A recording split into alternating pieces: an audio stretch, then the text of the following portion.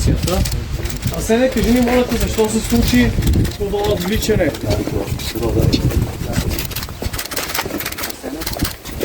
на сади?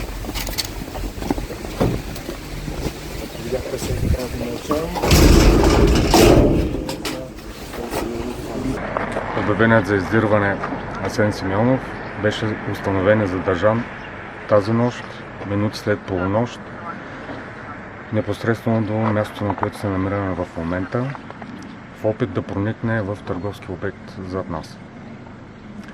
Конкретните действия по залавянето му на наша територия започнаха на 17-ти, когато беше получена информация за извършено престъпление, а именно грабеж на пастир, и по данни на пострадалия, същите до голяма степен отговаряха на описанието на Асен Симеонов.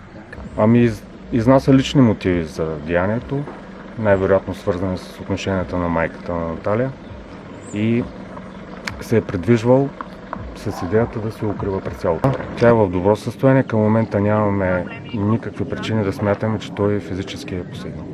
Детето къде се намира в момента? Както казах, тя в момента е под полицейска закрила, предстои да бъде предадена на близките. Снощи имаше възможност да се види със своя близка, така че да се успокои семейството и тя самата. Снощи в късните часове с колега от областна дирекция на МВР Варна, по-точно първо районно управление Веселин Русев, бяхме назначени, спазвайки поставените задачи на ръководството, бяхме назначени в наряд секретен пост, по-точно в района на селото. Около 12 и 10 часа, мисля, че беше точно, забелязахме лице, преминаващо по улицата.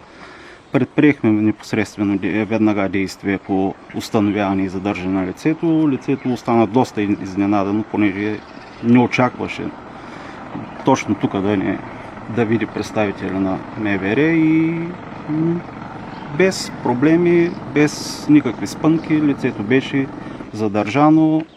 С колегата от ОДМВР Шумен бяхме застанали тук отзад на секрет, след което получихме информация.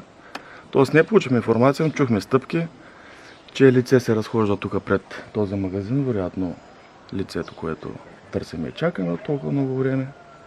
Излязахме и го задържахме по най-лесния възможен начин. Беше разговорлива, добре изглеждаше и така. Със сигурност била много уморена. Но Асен със сигурност беше още по-уморен. Той никаква съпротива не показа с нощи.